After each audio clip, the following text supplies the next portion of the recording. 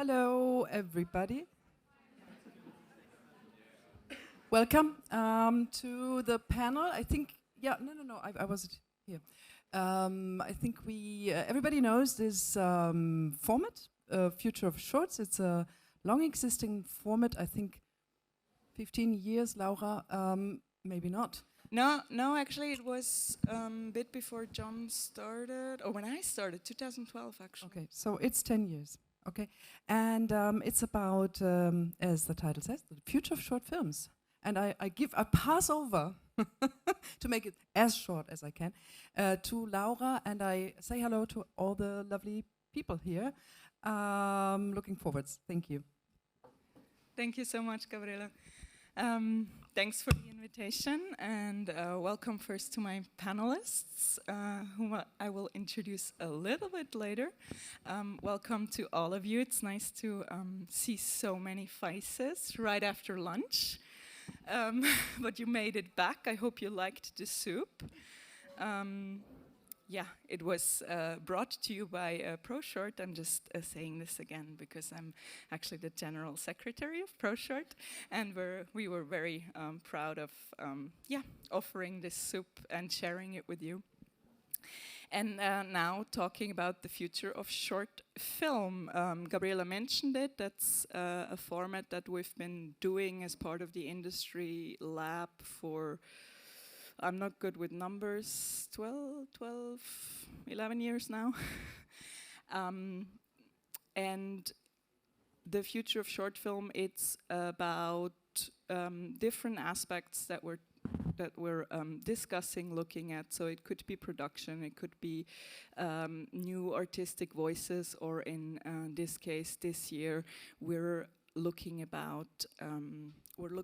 at ways to expand talking and writing and analyzing short films outside of our own bubble.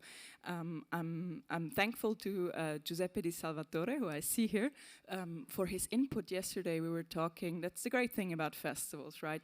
You network, you get to dialogue, to talk to people. And he said, yeah, but it seemed to me leaving the bubble, why do we always have to leave the bubble? The bubble is also a good thing. And I just want to make this point. Yes, absolutely, the bubble is a good thing. I love our bubble. I love that you are all here and that you all are in love with this wonderful format that is the short film. But what we want to talk about today a little bit is how do we reach people outside the bubble to get them into the bubble, make the bubble and the love for the bubble even bigger. And maybe just for some background, why are we doing this panel now? I've been in this bubble for the past 15 years. And I have had on many different hats. So I just said I'm in ProShort, which is kind of a lobby organization for Swiss short film. But I've also been a curator and a programmer here at the festival for many, many years. And I'm also a scholar, so I have a background. I'm basically a very classically trained film scholar, so I did film studies at university. And I realized early on that while my private life and my also professional life as a curator and programmer was completely enmeshed with this format, with this short film format, I never encountered it at university. So in my education, I actually never got across short films apart from early films that we were taught in school. I think everybody is taught early film if you study film in an academic background. And there's, I think most of us who studied film in an academic context, so maybe a side note, this panel today is mostly referring to kind of a film studies. When I talk of universities, I don't mean film schools, because I see many film students here as well, and I know you guys are getting taught films, short films in school. But if you do film studies at a classical university, apart from early film or some post-war avant-garde, you're really not taught any short film.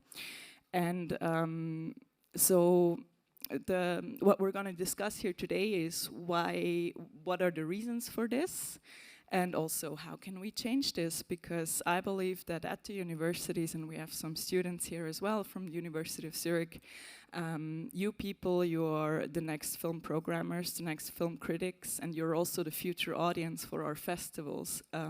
So we really need to foster connections with students, with cinephile students. And I was able to teach a course at the University of Zurich last year in 2002, which was based on my PhD thesis, in which I thought and analyzed short films or brevity in film. And I had 25 students who were very interested, very engaged in this course, super interested in all these films that they've never heard about before. And I had 3 students who wrote essays in English as well as part of their curriculum.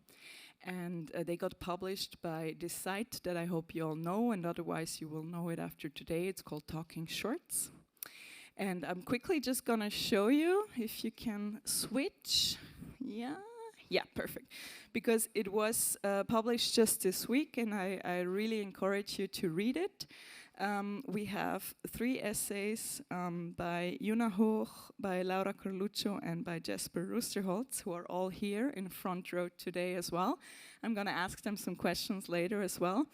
So this was kind of the reason why we thought, hey, let's do this panel today. Let's discuss with the festival people, with the programmers, with the filmmakers, how to engage with people outside the bubble and, get them in. Yes, I've talked so much now, but I thought it's important to give you a little bit of the context, of the background, but now I really want to introduce my panelists and then hear a lot from you and also from you, I hope. So to my right, I start with you, Cynthia. I have Cynthia Falando. She flew in all the way from sunny California.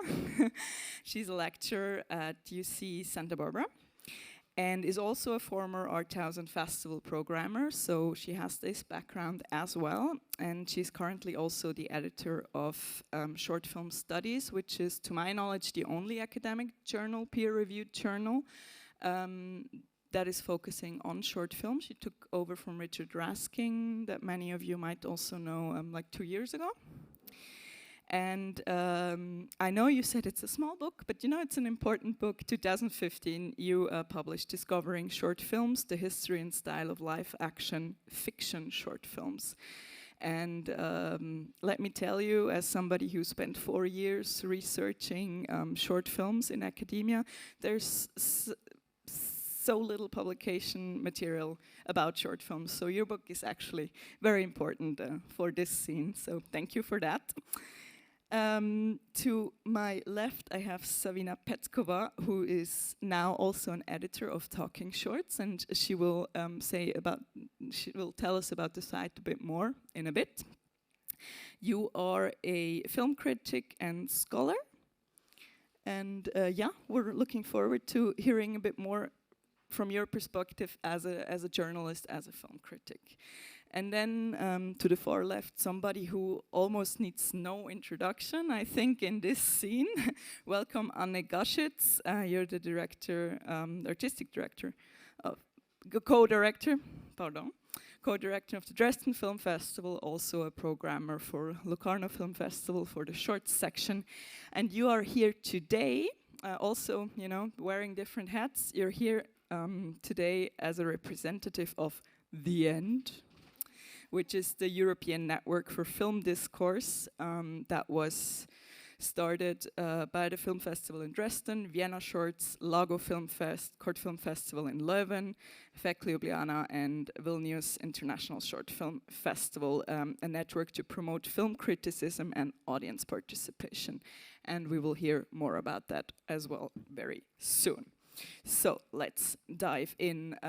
I always ask this question because it's one of the reasons I think we are here. I said before, almost no institutional access to enter the bubble via universities, etc. So question to you 3, how did you enter this lovely bubble of short films? Do you want to start, Cynthia?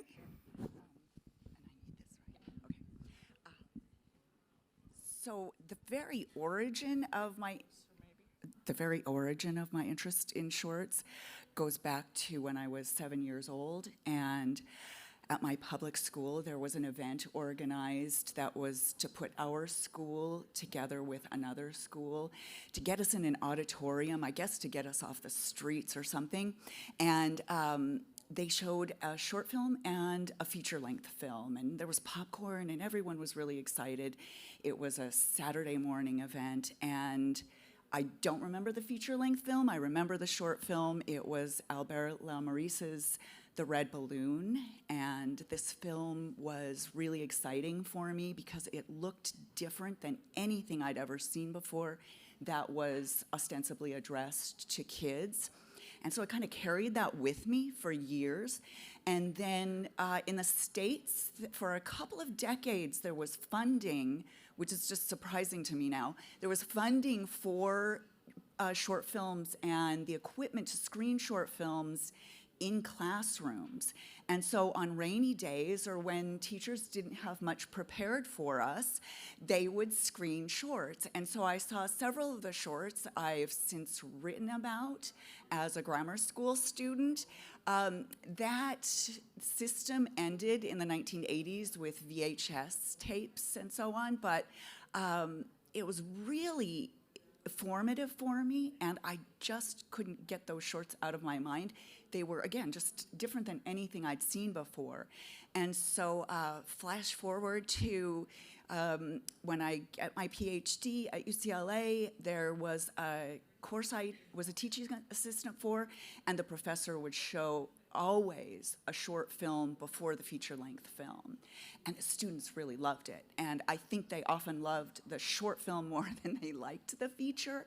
And so I carried that with me into my own teaching after I worked as a programmer for a few years, including for short films at the LA International Short Film Festival.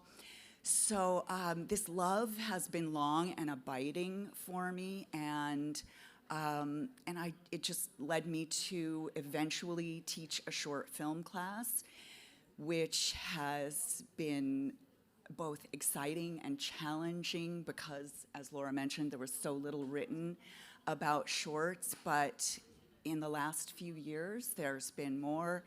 And so I'm really excited about where we are now and about the kind of cross-fertilization I think we're experiencing as programmers and journalists and academics and so on kind of get together, including in forums like this, to share our notions and love of shorts. Thank you, Cynthia. You raised some interesting points already that I will come back to after, but first I would like to know from you two as well, why shorts? It's very interesting to speak after Cynthia's really inspiring story, and my story is basically what you shouldn't do, in a way, how you shouldn't get into shorts, because it really does, now in hindsight, has reinforced some stereotypes, but I'm happy to have overcome them. But basically, what I mean is that I'm a film critic / journalist.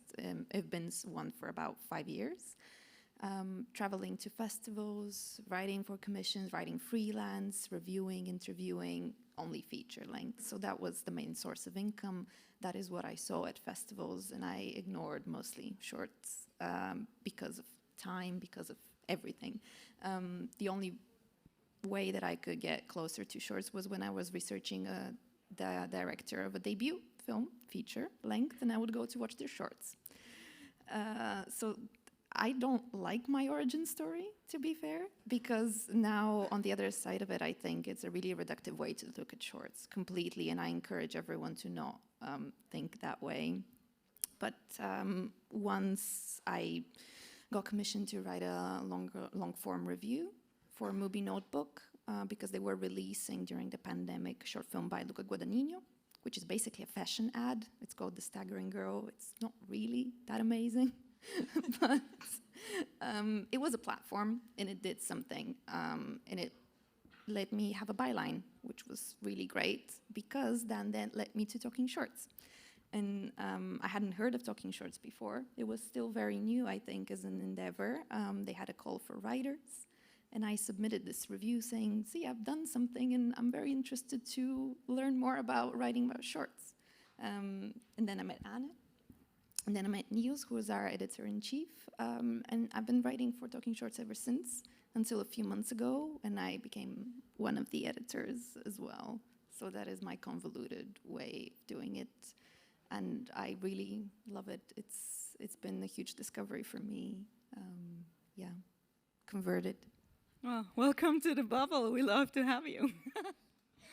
Anne. Yeah, so luck, I would say, because I actually grew up without cinema. So I went maybe until I was 20 to the cinema 5 or 10 times altogether. My only access, we didn't have a VHS player. I was born in the 80s, but in East Germany, I don't know if that counts. But, back then, at least short films were still shown before 10 p.m., so all my knowledge about film was from TV. But I think what was really important for me at the time, there was an offer for young people, teenagers, to actually make TV and participate in making films, documentaries, trying out things. And I really got into it, and I really wanted to become an editor because I wanted to hide away from people and be in a small room. So I went abroad. I ended up studying film and video, still wanting to become an editor. Didn't become an editor, obviously. I returned to and there also actually we didn't have that much contact with short film. I mean, the only thing we did was make them, but we didn't watch them. I was actually also amazed how many, because we organized these film screenings, how few we started off as like 100 people at the university in our course, ended up being 50 in the end, and when we had the screenings, almost nobody came, which I was always like, but don't we want to make films in the future? Shouldn't we watch them? You know, it's and then I returned to Dresden, and then by coincidence, the festival was looking for people to join their selection committee. And I remember a couple of years earlier, I went to the festival and I watched a really bad program, and I was wondering, who does that? And then I had the chance to join the festival, and and then 10 years later, or 11 or 12 years later, I'm now the co-director of said festival. I went through a lot of different aspects of working for the festival. Yeah, and this is basically, I wasn't in the bubble, I love the bubble, but I think, it's also nice to be outside of the bubble sometimes. Or to make the bubble bigger. Thank you so much. Interesting what you all mentioned, because I think for each of you we can now pick up on something that you already said and go a bit further, because Cynthia, with you, interesting. You talked about basically getting into touch with short film in your childhood already, which was in a sort of institutional settings, because schools were still showing short films because they had access to it and they had the equipment, and also I guess they had a catalog of films that were suitable that they could show. I don't know, did they still probably show it in 16mm? And then that kind of, got lost with the advent of VHS, which made so many films accessible, but not the short films, because again, kind of the institutional context for short films was lacking, and that is my thesis, is still lacking to a great extent. That's what I feel from my own experience at university, talking to so many brilliant film scholars who don't know anything about short film, and I can't really blame them, because how do you get in touch with short films if you're not already in the bubble? Yes, they are online, but how do you find them? And you told me a little bit about your work now with the American Film Institute, which is one way that I think is really interesting to foster more access and more institutional contextualization for short film. Would you like to explain that a little bit? Sure. And they were on 16mm, those films, so it was very exciting. And some of them we would see again and again, so it was like learning to analyze films as a kid. without knowing that that's what we were doing. But a couple of years ago, someone from the American Film Institute reached out and said that they were planning to write a proposal for a grant to put short films into their database, their online database. It's a huge database. For decades, it's been focusing on feature-length films. And so there was an initiative about 4 years ago at the AFI to research women during the silent era and their participation in the film industry on the production side. And their thesis was that with this research, they could demonstrate that there was about 50% representation of women in the production side of things. And so while they were doing that research, while they were putting women's films into that database, they discovered that a lot of underrepresented people, a lot of marginalized people were not findable in the feature film realm because they had worked in shorts. And so then they decided, okay, we have to push shorts. If we want to make marginalized people's work available to the public, and researchers and just everyone, we need to research short films. And so I helped them write a proposal. They got the grant. And it took a while, but for the last year, they've been researching shorts in a number of different ways, including in the African American press. They're focusing at this point on the silent era films, but they're now getting ready to write a proposal for the next phase, which will be from the 30s to about the 60s. So I got a report a couple of weeks ago about the research they've done. They've literally found thousands, about 2-ish thousand films.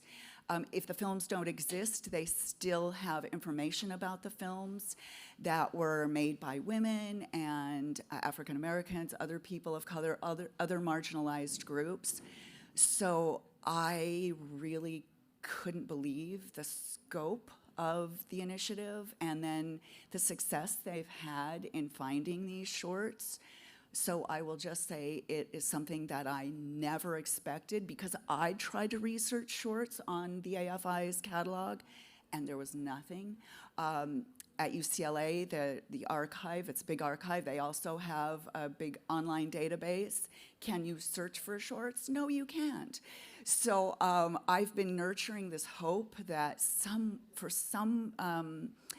in some capacity, I'd be able to convince these institutions to maybe recognize shorts and their importance to film history and contemporary films.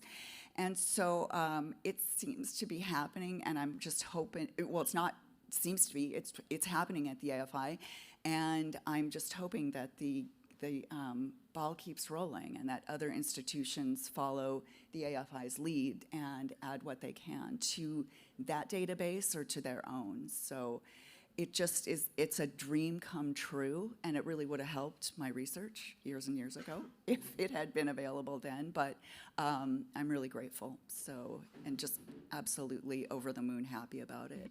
Is that a publicly available database? The Yeah, AFI? if you go to the afi.org, you will find tabs for the databases, and they're going to be putting the shorts, it's 2024 or 2025, that they'll be incorporating the shorts into that larger database.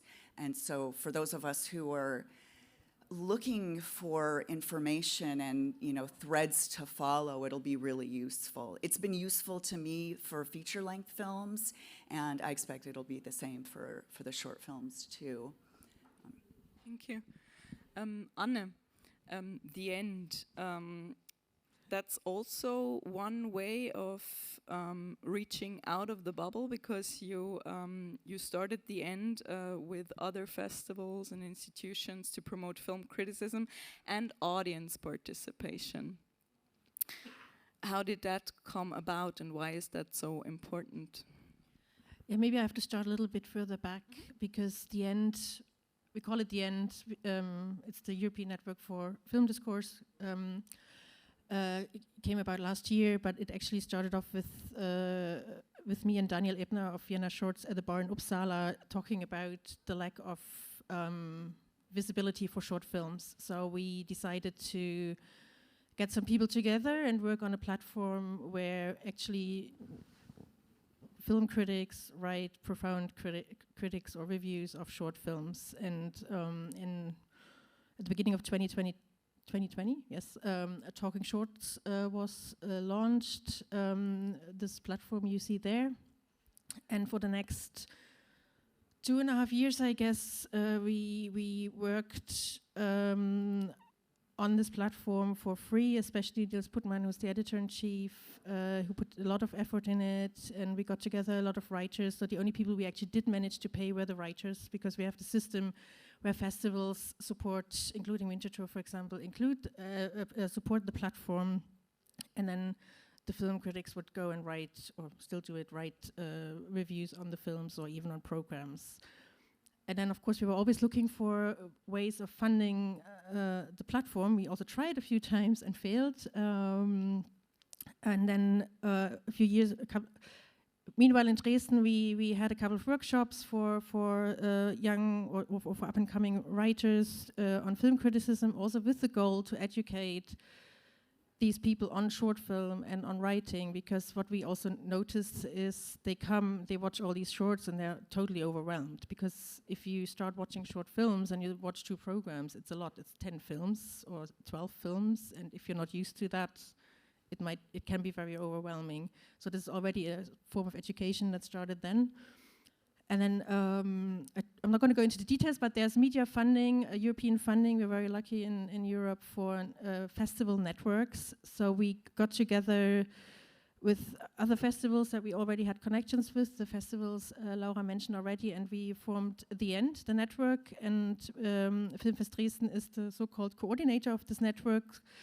We wrote the funding application, and we got funding for a couple of years from media, which really helps us to now because we're working together with Talking Shorts, to put this platform also on a more elevated level. What this means is that at each festival there are workshops for up-and-coming film critics, and again, it's about educating them on different forms of films, having them write about the short films. There should also be, you see a tab, workshops there, you find the texts of them there, with the goal for them, of course, to go to the festivals, watch the short films, and with different mentors to learn about short film and also learn how to write about them. So already, this is an attempt to reach beyond our own bubble, because we also, of course, spread the call amongst universities. We're open. You don't have to be an accomplished writer to participate. And I think by spreading it across the European festivals, I think it also goes beyond our own kind of, bubble, or our own. I mean, I was very surprised. I think we got, I think Lago, they got over 60 applications, and we took 6 people, and this is amazing. I remember when we did it on our own, it was like we literally had to find people, and now we're like in this huge, we could really choose who participates in the workshops. Did I answer the question in a way? Yeah, thank you. Really interesting. This we talked a little bit this morning when they had the panel on the funding panel. Just a side note was that producing short films is also good for or interesting for a younger generation of producers to get their foot into the industry and learn the trade. And what you do now with The End is a similar thing for future film critics, right? It's a way to get up and going. Yeah, I mean, the goal is, of course, I mean, we're obviously aware that they're not going to, just like short filmmakers, they're not going to make short films for the rest of their lives because there's no money in it. But what we want to do is to make them fall in love with the short form, how we fell in love with the short form. And also, of course, we now have a pool of these participants who then might also write for Talking Shorts in the future, or keep on writing about short film. And I think that's one of the important things, to connect with people who don't usually go to festivals and don't know anything about shorts, to spread the word, basically. Yeah, how does Talking Shorts, Savina, spread the word? Can you maybe say a little bit something about who your readership is? Is it still inside the bubble? So is it mostly filmmakers and curators and programmers of the short film bubble themselves? Do you manage to reach out to the kind of more general cinephile audience, or for this now you worked together with the University of Zurich via my course? So how do you go from the bubble to kind of a more general readership? Yeah, I think that's been a pressing question for us as well, as when I joined the editorial board at a transitional period when we're thinking about expanding, because that's, I think, the big challenge with setting an example or carving a niche, is that you have to come up with the basics of it and go deep and specialize. Yeah. So in short film criticism, that is really hammering in the details, being very attentive to the festival circuit and laying things as a paradigm almost. But then after a point, this has to come to a halt and then expand a little bit more. So I think this is where we are right now, in the process of expanding the pool of writers, reaching out to new people. Also, that editorial structure that we have right now allows us for more in-depth work with each writer. So we're trying to cultivate the writers and their engagement with Talking Shorts in a more special way. We do back and forth. We talk about what they're interested in. We tailor stuff to both audiences and writers at the same time. So I think that's not something that you get often as a freelance critic, to be fair. So we're very happy to be able to do that because of the end, basically. And yes, we're going to have a new website soon. So we're in the process of revamping all the things around it as well. Different channels that you can find us in the collaboration with festivals. We're trying to spice things up a little bit more. And also, as Anna mentioned, the workshops are the big new thing. And I'm super excited to be, actually we have the next one at the end of the month. And I'm going to be mentoring it. And that's really, really special for me to see this. Where's that going to be? It's going to be in Leuven. Leuven, okay. Yeah. Well, looking forward to reading the results then on Talking Shorts. I would like now to open up this bubble a little bit as well, and because in the front row I have 3 of my former students who wrote these essays that I just showed you before, and I think it's a great opportunity to have you here actually, and to get to talk to you. Our bubble gets to pick your minds. Because I remember the first class, I had 25 people in my class, and I asked them who has ever seen a short film, and I think pretty much none of the students raised their hand. I think 2 of them did, because they did an excursion here to the festival with another lecturer at University of Zurich, Jan Sali, who's also here with his students today. He's doing an excursion again. So we really tried to keep that connection close between the festival and the university, which is only 20 minutes by train here. Anyway, I asked this question, and almost nobody has ever seen a short film or knew really what was going to happen to them during this course. So I would be so interested to know from you now directly again, why did you choose to come to this course? What piqued your interest? And also, maybe if you want to reminisce a little bit, was this course any different from other ones? Not touching about my teaching. I hope you won't even mention that, because I no. Anyway, no. It's like, because I had the feeling that many kind of their minds were kind of blown by what they saw, which was a whole roster of films from historical ones to a lot of contemporary short film as well. So yeah, why did you choose this course, and what did you take out of it? Yuna, do you want to start us off? I guess, since I already got a microphone. So it's very interesting also about what you three said about your approach to short films and how you got into it. Because for me, I can remember I was in the post-production of my own first short, and I was very feature film oriented at that time. I haven't seen any shorts for research or anything, or haven't read any texts about it. And it was really thanks to this seminar that I could attend that brought a little bit of order into the chaos that is the short film universe, and also got me into it. And ever since then, I've been really into it, like into shorts, also from festivals that are accessible, like here, for example, or also like shorts that are at other major festivals that don't necessarily focus in that. And it was really interesting since I was in the post-production of my short and hearing more about the structure or the approaches to telling stories within the realm of short films, that I was like, oh damn, am I doing something wrong with my film?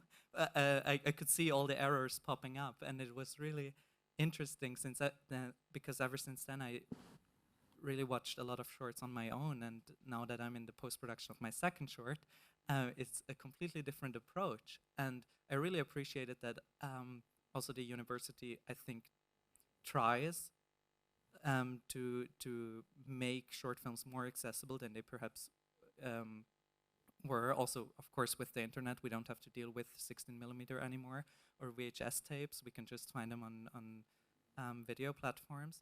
And I think that really helps to really get to know a lot of different things and ways to tell stories that are very different and equally valid to the feature film. Yes, I don't know if that really answered the question, but it was very different also writing about it, since the research was totally different. Usually you have your 2 or maybe even 3 feature films that you know you're gonna focus on, and you just watch them maybe once, maybe twice, and perhaps pick some scenes. But here the research was really difficult since I didn't have the prior knowledge. I just had to watch a lot of shorts to find a common denominator and to really be like, okay, I want to focus on this. This is something that interests me. And in my paper, I focused on curating and programming, and on the practice of contrast programming, and how to elevate stories by putting them together in a sort of double feature or double short, if you want. And so the approach was really different, especially in the research side, since there's also basically none or not many papers about it, especially if you want to focus on a niche topic and say, like, I want to focus on transgender cinema in short films. Like, good luck finding more than 1 or 2 papers on that. And so that was really interesting, but I also appreciated the liberty in trying to break new grounds and do something on your own and really perhaps pioneer something. Thank you. You want to add, Jasper and Laura? Well, yeah, I think research was the most frustrating part of the whole process, apart from the writing that is always like blood from a stone. But my interest in the short film was due to the fact that I had a lot of knowledge about the short story in general, like from literature studies, and I was always interested in the animated short because I worked at the Fantoche, so I was at festivals where that was a huge topic, and I never. But the only thing that really interested me was that it was a seminar solely about the short film. With short stories, it was always in context with bigger, with a period or something. And yeah, I remember it being very, very freeing in the sense of that since there wasn't a lot of research, it was very malleable to form my thoughts about the short film and about what I wanted to write. and I just remember that that one text by Johannes Binotto was the one text that really, it just, like, it was just a very epiphanal moment for me, because the text in itself was talking about short circuit, and something in me just really popped. And then I just followed the course, and as soon as we got to like the later stages where we also saw movies from students that were in the class, you were also talking about that one film, and I knew from that moment, okay, I wanted to talk about or write about a movie that wasn't within the course, because I love a good challenge. I suffered. It was all on me, but it was worth it in the end, because I was really interested in how the short film, what does the short film do? What power does it have?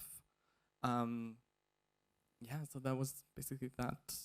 Quickly mention maybe for, to tease the others to really read your wonderful essay. What did you write about in the end? I wrote about how the short film is intrinsically queer, and a very powerful space for representation. And I wrote about the movie Dustin by Nila Jujet. I don't know how to pronounce the last name. I'm sorry. But it is about a transgender woman just having an ordinary day out or night out, and it was such a liberating experience to watch the movie, and beautifully done. Yeah. So for me, my interest was simply I haven't had some contact with the short film, and I just wanted to know more about it, and like what is the difference between a short film and a feature film, despite it being short? So what's more to it? And so I really appreciated that we had the option to have that course. And what really interested me was we talked about production and about how since short films don't cost much, they don't really have to be part of the mainstream, and so you can have those niche topics. And yeah, I wrote about queer mental health because both topics really interest me in general, together, but each individually. And yeah, I just wanted to work with that because I think both topics are really complex, and you can say so much about each of them. And so having both of them in a short film could be a challenge, and I wanted to work with that. Well done, thank you guys. Cynthia, you teach short film as well, but you're also an editor of, I always have to make sure I don't mix up talking shorts and short film studies now. Short film studies is a peer-reviewed, so an academic published journal. Where do your writers come from? Do you also manage to get your students to write for your journal later, or where are the people who academically write about short film? Most of them are academics, PhD academics in faculty and so on. But I've published in just the 2 years that I've been editor, pieces by grad students and also a couple of pieces by undergraduate students. So I really want to encourage any of you here who are interested in submitting a proposal to do so. I want the tent for shorts to be as big as possible, both in terms of seeing shorts and writing about shorts and reading about shorts. So, we have a call for papers that gets put on the journal's website, and then I distribute it, and occasionally, well, not occasionally, pretty often, I will reach out to scholars who've either contributed to the journal in the past or have written about something in the area of shorts to submit pieces, and I've had luck in that regard. And there are people who will just say, "Oh, there's a journal for shorts." So it seems to me like the kind of the scholarship about shorts is getting more robust. And the journal, when I took it over, it focused on 2 titles. And so the word limit for the submissions was only 1,500 words. So there would be about 10 articles for each short film. And I didn't have the confidence to choose only 2 shorts, so I thought I would open it up to colleagues, and even if I didn't know them yet, who were interested in shorts. And so it's been really rewarding to see the range of people who've submitted, but mostly they are academics or have been in an academic setting, even if they've kind of recently graduated. So, so I hope that answers your question. But there's also, I forgot all about this. I have reached out to programmers, and I've reached out to filmmakers who have submitted pieces, including John Canciana and Laura, who have a piece coming out in the next issue, which is due like imminently. And Laura submitted a piece that was a portion of her dissertation. So it really is, I had a little brain freeze there because I forgot about the programmers and the filmmakers. And this is what I said, you know, I wanted the tent to be as big as possible. I love reading different people's perspectives about shorts, and I get sort of a delight when I get a submission from a programmer or a filmmaker. So I'm really pleased with the direction that the journal is heading in. I hope that it continues, and I hope that there are more programmers and journalists. I've already been asking my colleagues here, my new colleagues, to submit something, and the 3 students in front here too. So, so yeah, we're a very friendly and welcoming publication to all who are interested in submitting something. Thank you. Yeah, that's exactly what I wanted to hear from you also, because I think it's such a great opportunity now with the direction the journal is heading into, because it becomes a platform for different voices. We all talk about short films, but some of us analyze short films in a very kind of classical academic film scholarly way, which can be super interesting for filmmakers to read.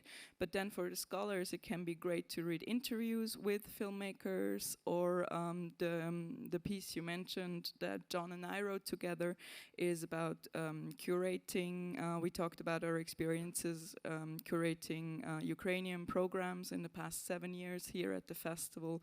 So kind of the community you grow with filmmakers, with curators in countries of conflict, and how festivals can become a space of discourse. So it's really quite open, and I love it that now there is a journal, an academic peer-reviewed journal that kind of lets these voices come together and start interacting with each other. Because my own experience, maybe you can say something about this as well, having a little bit the same background, you know, with kind of being a scholar there and a writer there, or a journalist, and then a curator here. I always I used this metaphor before, the thing with the different hats. You know, the thing is, I want to wear the same hat and have all the different colors in the same hat. I don't want to have to wear different hats all the time. I want the hats to speak to each other and to be an ensemble. And I think this is what short film studies can do, or is going to do now, and what also Talking Shorts as just a different platform, one that is more open in the sense of you don't just publish twice a year and it's not peer reviewed, so it's more open in that sense. But for me, as a short film aficionado, this is really the two platforms that I can look out for now. I'm very pleased to hear that. So in comparison to other sides of the film industry, I've always found that the short film part of the industry is much more syncretic, welcoming, just a space for cohabitation. And I think in writing and reading on platforms about short film is kind of a similar synergy there, which I really, really love and cherish. I just looked at my watch, and an hour is just really not enough time, but we still have some minutes. I would love to have some inputs or some questions from the audience. Yes, yes, yes. The microphone is coming.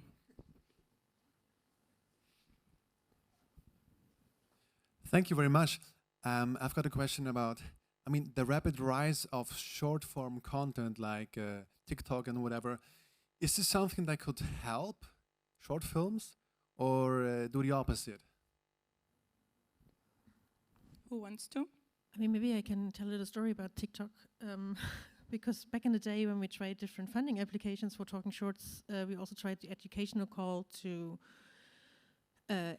where the goal was to work also with the much younger generation, 15 years plus, and to incorporate TikTok as well, actually, as a form of using video content to approach short film criticism. Obviously, we didn't get that funding, so we're not working with TikTok. But I think, I don't have a TikTok account. I don't know how it works, but I think we shouldn't be afraid of new formats, because I think our goal as our job as festivals, as platforms to talk about short films, we work in the media. We should also educate people on how to use the media that exists in a good way. I don't know if you have any goals to work with TikTok in the future, Sarina. I'm personally not opposed to it. It's not on the table yet, but I feel like audiovisual criticism has been growing and growing ever since the explosion of TikTok and Instagram Reels and all of this online short bite forms of criticism. Some people would say it's not criticism. But I like the idea that there are possibilities out there. And from what I see and the way that we are technologically evolving, the more resistant you are to certain new forms, the slower you're going to progress. So maybe it's a better way to embrace and see what you can do together instead of proclaiming the death of this and the death of that through TikTok. Maybe I can also just add that, we are talking about leaving the bubble. And to leave the bubble, you need to actually leave the bubble and maybe approach these platforms and use these platforms to reach out to people who don't know anything about short film, but if you have a cool TikTok video, maybe they might get interested. Do you want to add, Cynthia? Or? I don't have anything to add except that I agree with what both of you said. And other than that, I've published a piece. It's similar to TikTok, but it was a viral video on YouTube. But I am open to pieces about TikTok videos. So, but other than that, It's the beauty nowadays, right? Again, we talked about your initiation was 16 mil, and then came VHS, and then came this moment where you just wouldn't find short films because they were not at the Cinematheque, they were not stored at the university video libraries, because there wasn't an institutional background, and we still don't have it. And when you have some databases, you mentioned it, or a festival like Winterthur has a huge database that is also open to researchers, to programmers, to curators, to filmmakers who want to learn more, but you need the connection to the festival, you need to know about it. So if you know about it, you're basically already in the bubble, and that's, I mean, that's the beauty of the internet. Basically, me as a teacher or you as a critic, I don't know, rainy Sunday afternoon, afternoon and you're on TikTok and you find a great video, and then the next day you write about it or you take it to the classroom. Great, everybody has access to it. So that's, I think, a major change in the past 15 years, and we should really use this opportunity because it's about access in the end.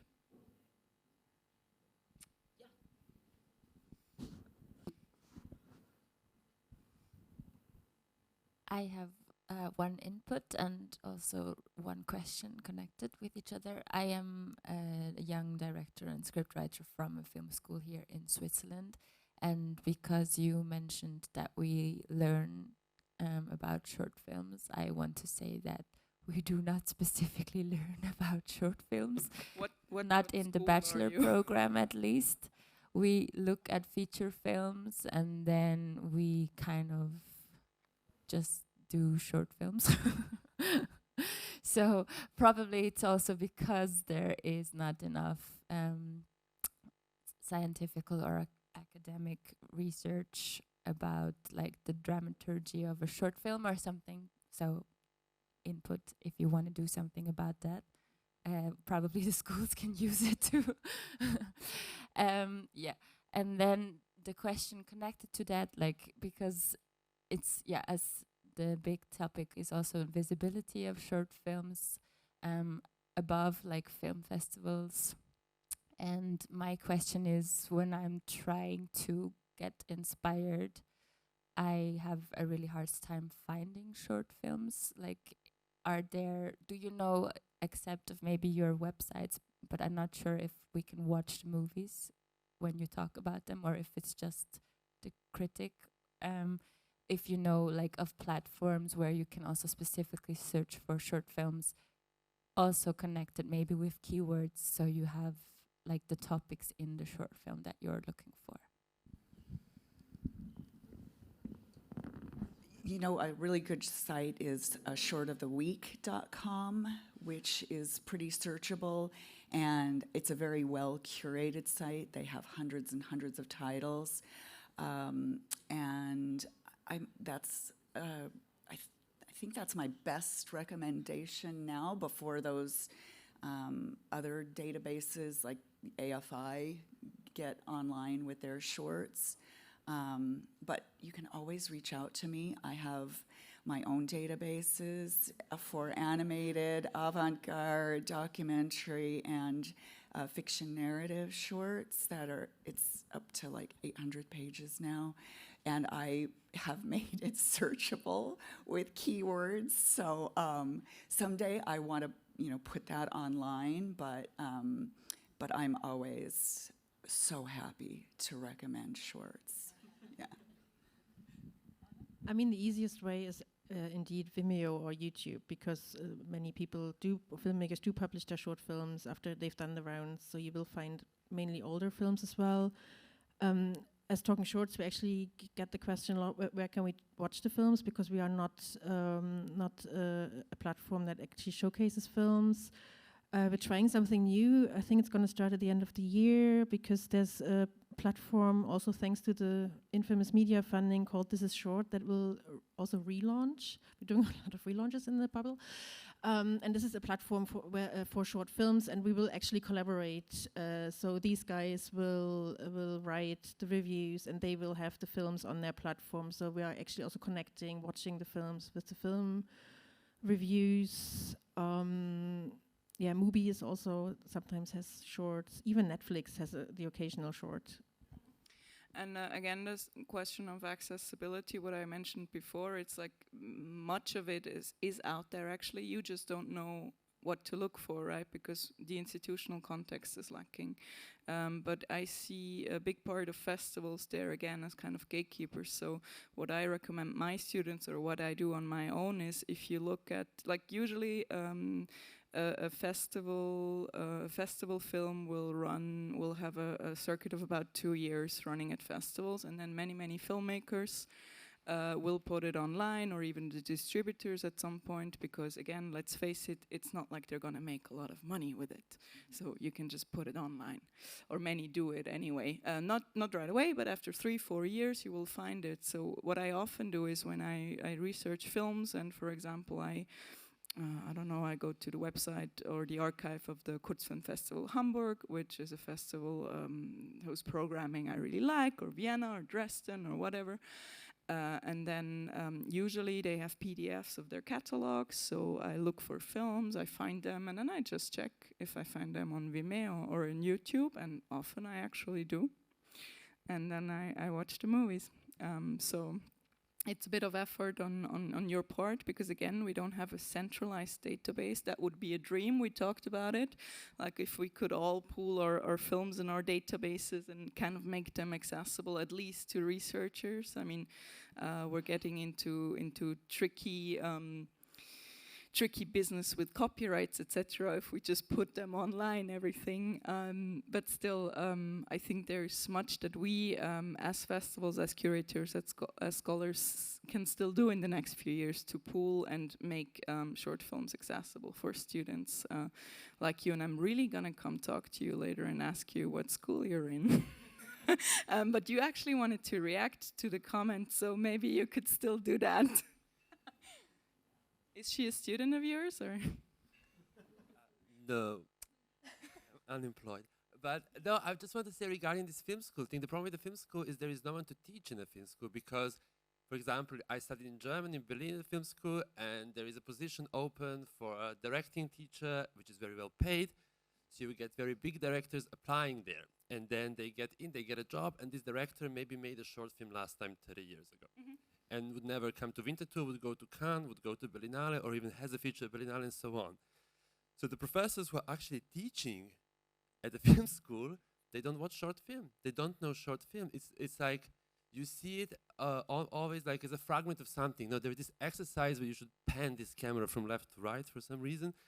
And you know, it's always like a fragmented thing, or the short is always seen as something, a part of something. It's never a thing for itself. And then there is very often this conflict between a film school and a film festival, which I observed, like the films which get like very bad score at the film school usually pass very well at the festival. And opposite, the films that get very good score at the film school, they usually don't have a festival career afterwards. And this aesthetical conflict between a film school, which is a huge production of short films, like film school produces yearly many short films, and the festival is something interesting to observe. So, I think that's a whole panel discussion in itself that we will definitely also have at some point. But again, just to make the point, I think, you know, about talking about leaving the bubble or getting people into the bubble and to stay in the bubble. I think this whole connection that festivals can foster to film schools, but also to universities, are just vital for this format to kind of grow and to really establish itself, also in a bigger context. And where did that thought take me? Yeah, we're running out of time, but later there's going to be industry drinks and stuff, and I would really like to hear from other programmers or festivals how you foster these connections with schools. I think Winterthur is really doing a great job in that sense, that we have the film school day, that we have these connections to the universities, etc. It's really an effort that the festival is making because we believe that it's exactly so important. We're gonna have to, yeah. Do we have last inputs or maybe suggestions for films, for stuff to read, for databases? Last questions. Anna. I don't know, you're looking at me. I feel Yeah, like because you look, yeah. because I'm looking at you, right? Here's looking at you, kid. Difficult for last word. I mean, I think what we didn't discuss at all is how do we reach beyond this academic bubble as well, because I think it's very important also to not forget the audience. And if I look, because it's very interesting that you asked the question how we got into short film at the beginning, and I think education is super important, not just at university, but also from a very young age on. So film education, and then educating the audience, and to maybe not take short film too seriously all the time. I think we're also working on a few more fun things in the future with talking shorts. I don't, maybe you more with that. Because to also engage the audience, because the goal is, of course, to also reach out beyond, to reach an audience that is cinephile but doesn't know much about short film, which is very tricky already. So, and this is a big goal, and I think we should not forget that audience at all. And it's a long way to get there. But you guys are working on it, right? We are working for a better tomorrow. You're gonna what tomorrow? Working for a better tomorrow. Okay, working for a better. Oh, that's a beautiful last words. So working for a better tomorrow, and I hope to see you all later today to continue the work for the better tomorrow. Thank you so much.